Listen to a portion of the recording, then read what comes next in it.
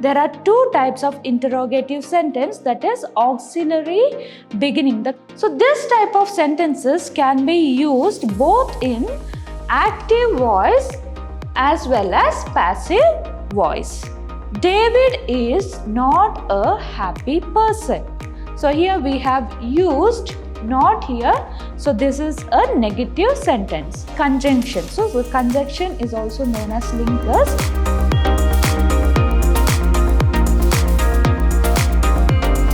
Welcome dear students. I am Mrs. Reena, lecturer, Department of English at Vidyashram First Grade College, Mysuru. Today in this session, let us discuss the different language components of second semester BCA.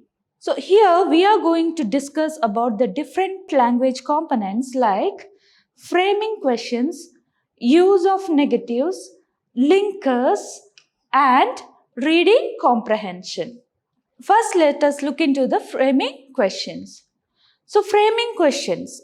Now let us look into what is framing questions.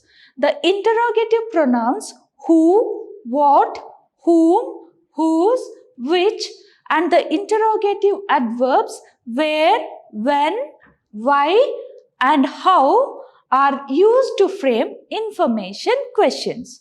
So like that, interrogative sentences are in two types. That is auxiliary beginning interrogative sentence and question word beginning interrogative sentence. So there are two types of interrogative sentence, that is auxiliary beginning, the questions beginning with the auxiliary words, then question words, the questions beginning with the question words. So let's look into what is auxiliary beginning interrogative sentences. Interrogative means questions. Okay. So interrogative sentences beginning with auxiliary verbs. Interrogative sentences beginning with auxiliary verb are known as auxiliary beginning interrogative sentences. So the answer of this type of interrogative sentence is always yes or no. So the answer of this auxiliary interrogative sentences will be always yes or no. So we call this as yes or no questions.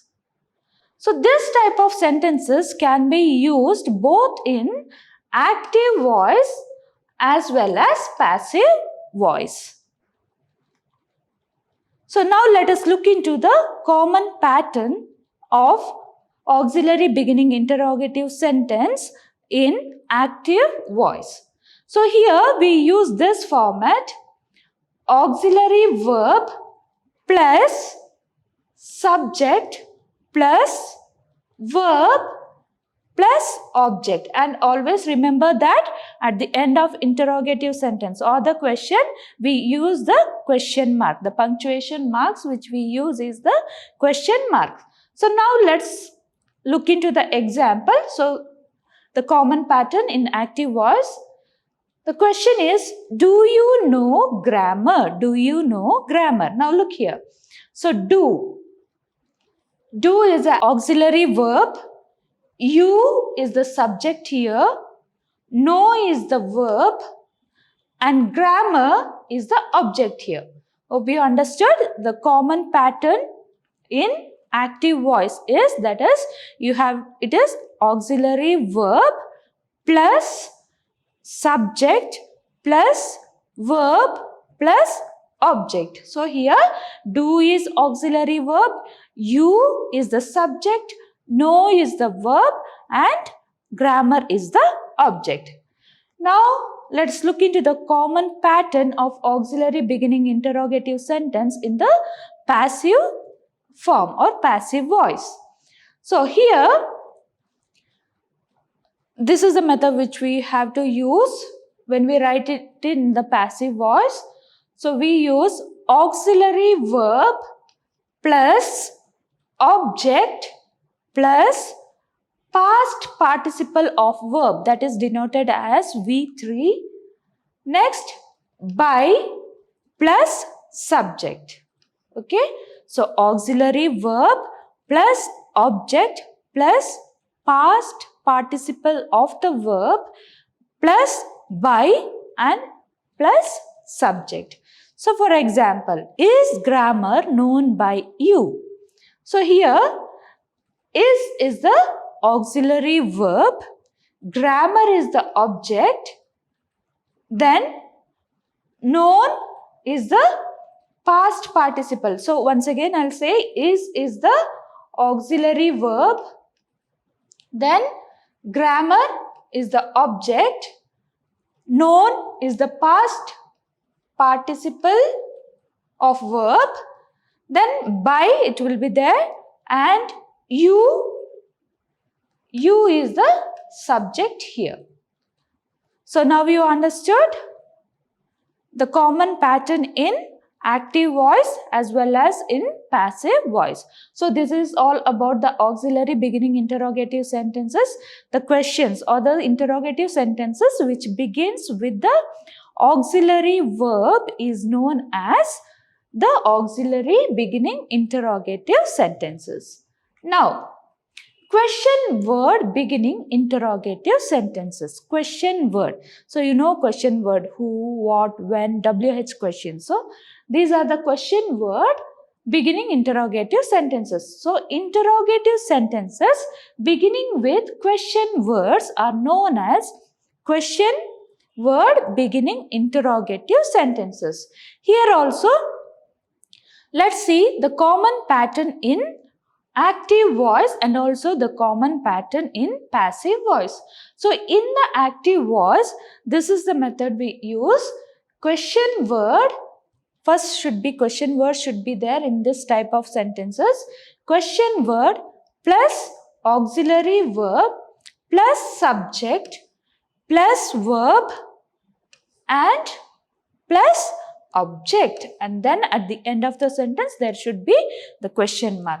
Now, example, when did Jacob ask the question? The question is, when did Jacob ask the question? Now here, when is the question word? When is the question word? Did is the auxiliary verb.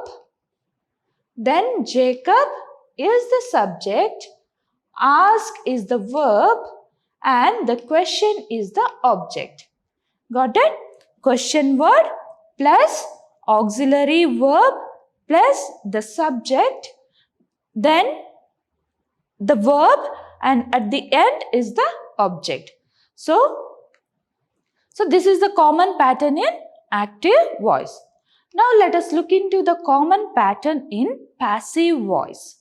So here also question word plus be forms plus object plus V3, that is the past participle of the verb. Next, plus by and plus subject. So here, so in the passive voice, when the question, both auxiliary beginning sentence also and question word beginning sentence, in the passive voice we have by here, and it will be in past participle form of the verb. So here, let's look into the example here. When was the question asked by Jacob? When was the question asked by Jacob? So when is the question word. Was is the be form. Okay, it is the be form. Then the question is the object here. Then asked by is the past participle of the verb, and Jacob is the subject. So when it is in passive voice, the subject will be at the end. Next. And the next language component is use of negatives. So what do you mean by a negative sentence? A negative sentence is a sentence states that something is false. Okay. So in English, we create negative sentences by adding the word not after the auxiliary or helping verb. Got it? It is a negative sentence is a sentence that states that something is false. So in English, we create negative sentences using the word not. Okay. So an example of an auxiliary verb is the helping verb be. Next, there are different forms that be takes, including am, is, are, was, and were. So there are different forms that be takes. Be is the auxiliary or helping verb. So helping verb like am, is, are, was, and were are used here. So be verbs. For example, David is not a happy person. So here we have used not here. So this is a negative sentence.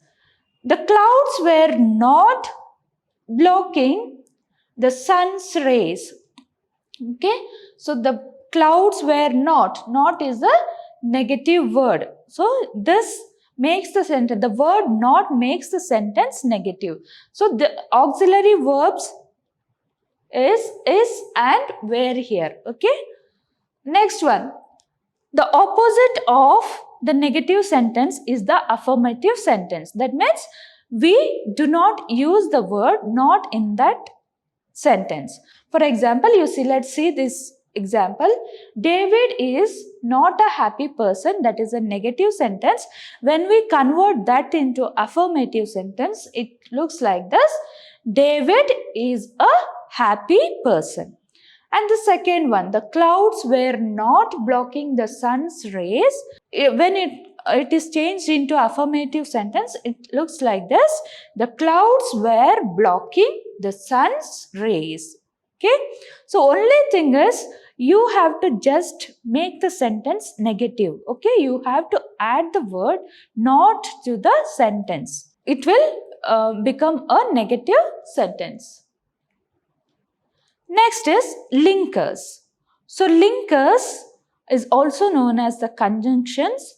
So linker words or word connectors. It is also linker words or word connectors. It is also known as word connectors. The connectors, the word connector itself says the work or the duty of this linkers. Okay, so it is a connecting word. Are used to link group of words, phrases, and sentences. Okay, so in the beginning you have learned this clearly in your previous classes, but the name was a little bit changed. They have used as conjunction. So the conjunction is also known as linkers.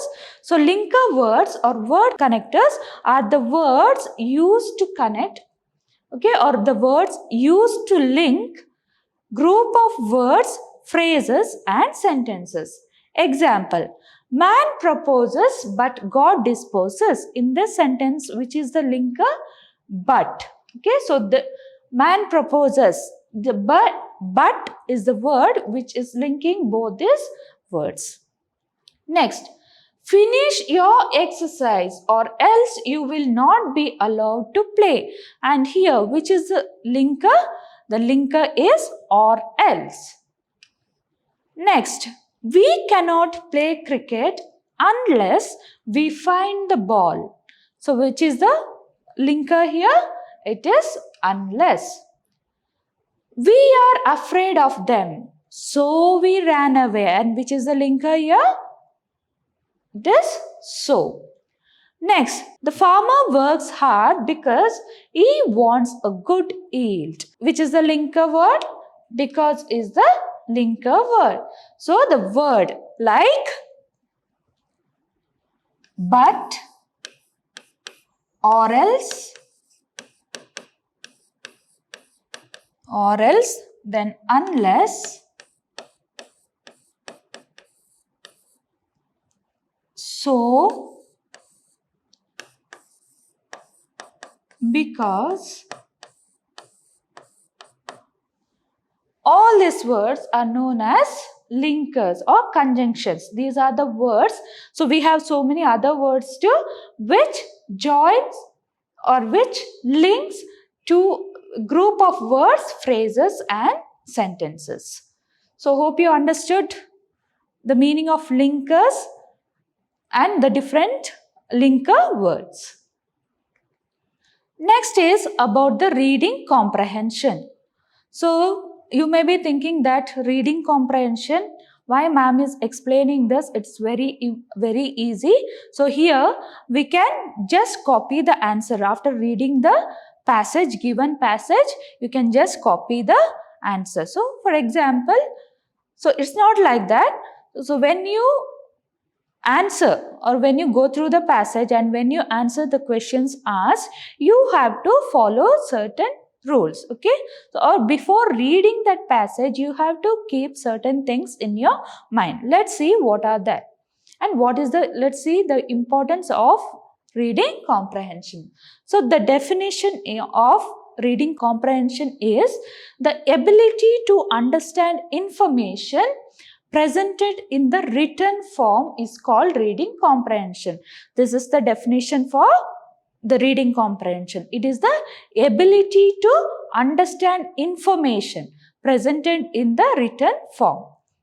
So, reading comprehension is the ability to process text, understand its meaning, and to integrate with what the reader already knows. So, here it's about the previous knowledge. Here, when we speak about integrate with what the reader already knows, it's about our previous knowledge.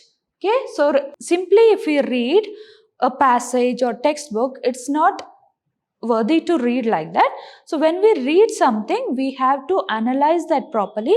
We have to know the purpose of the writer, why he wrote that, and we have to gain some knowledge from that.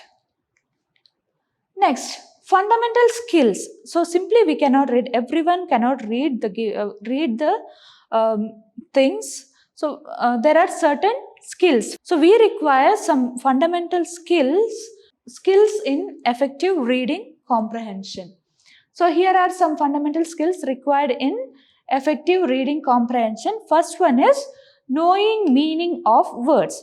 So without knowing the meaning of the words, it's useless to read the passage or read the textbook. We should know the meaning of the words. If we don't know, at least we have to go through the dictionary to understand the meaning of that. Next, ability to understand the meaning of a word from discourse context. That means, as I said, you have to understand the whole meaning of the, if we know the meaning of the word, we will be able to understand the whole textbook. So, ability to follow organization of passage. Okay, here the third one is, so we should be able to follow the organization of passages. Okay, so suddenly if we have to read this in an organized way, okay, passage wise. For example, we will read the first paragraph, then we skip the second one, and if we move to the third passage or third paragraph, there it doesn't make a sense there. Okay, we may skip the whole, we may skip the continuity there. So we have to read that in an organized way. We should not miss any words or sentence or any paragraph while reading. Next, identify antecedents and references in it. So when we read, we have to go through the previous knowledge also, previous thing. Why the poet has read this, okay? And we have to go through some other references.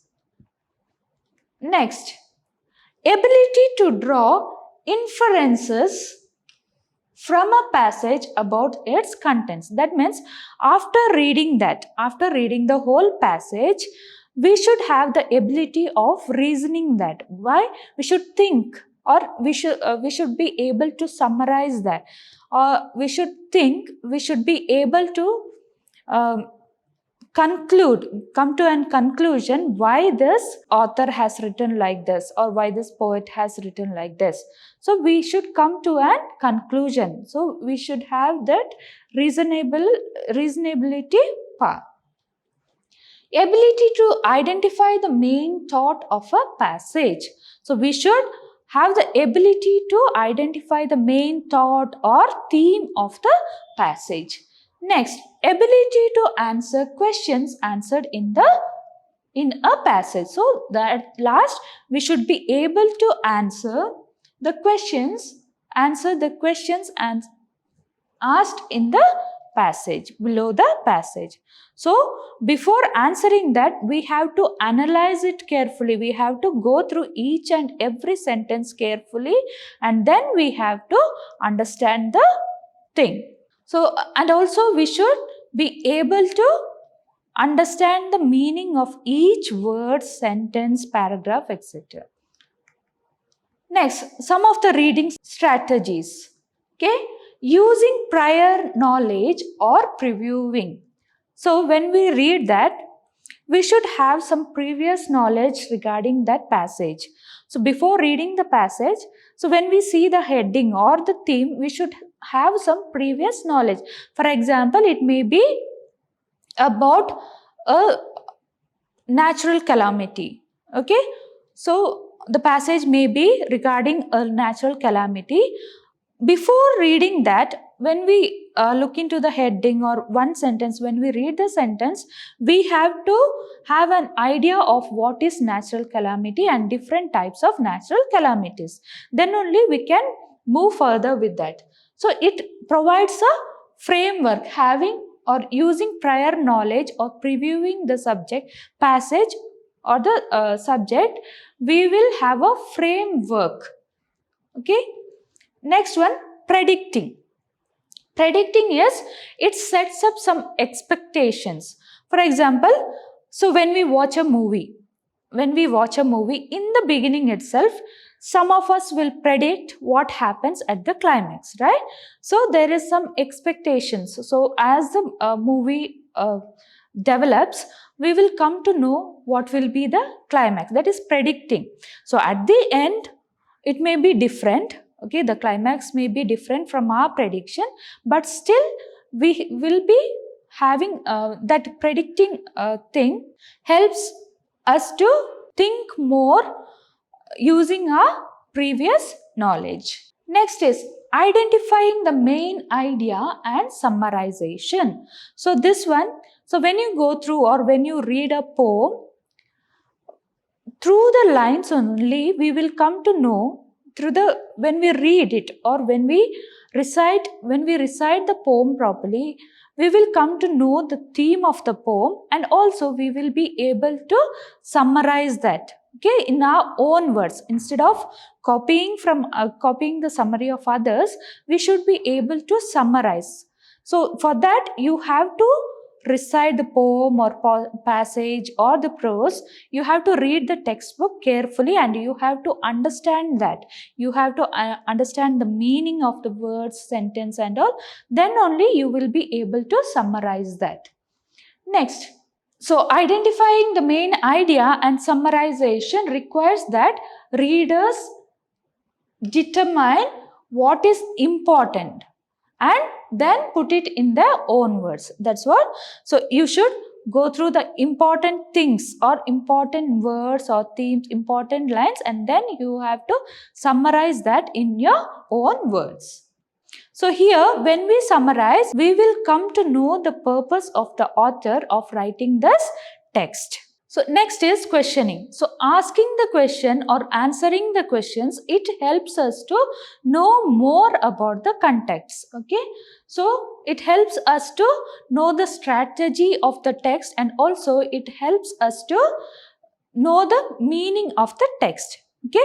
So for example, when you read something, so it's like critical analysis or critical appreciation. So when we question ourselves while after reading a poetry or prose, we will critically analyze that. So we will have so many questions in our mind and we will try to answer that, right? So this is known as, so questioning plays an important role. We may ask questions to others and also we may ask questions to ourselves, which helps us to analyze the thing carefully. So making inferences. So making inferences means coming to an conclusion. Okay, so in order to make inferences about a text or about something that is not explicitly stated in the text, we must learn to draw on prior knowledge and recognize clues in the text itself. So to come to an conclusion, okay, to know why it happened, to get a reason for that, we have to go through each and every clues which we get in the textbook or the passage when we read. So inferences means coming to an conclusion. So for example, I said the questioning power will help us to know. So we may have different types of questions, right?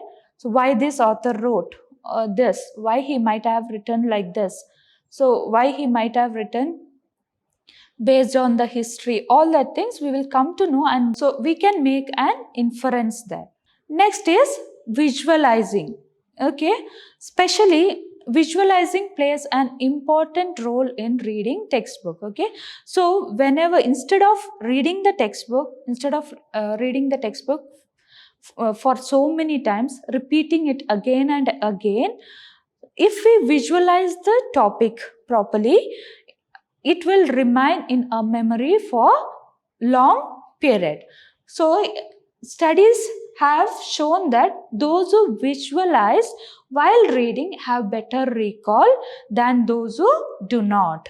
Okay, so here it's a study that which says that those who visualize while reading have better recall. They can recall the things carefully. For example, so if you are learning about a palace, or if you are reading about Mysore palace, history of Mysuru. So when you speak about the achievements of or the work of the Odayars, you have to visualize the picture of Mysuru, and when you speak about the KRS Dam or Chamundi Hill, so you have to picturize that picture should be there in your mind. So when you picturize that, when you get into a palace, you have to picturize that. As soon as you enter the palace, you should go through the drawings, pillars, all that things. When you visualize that, no, you will be able to write the paragraph, or you will be able to recall whatever you have learned easily.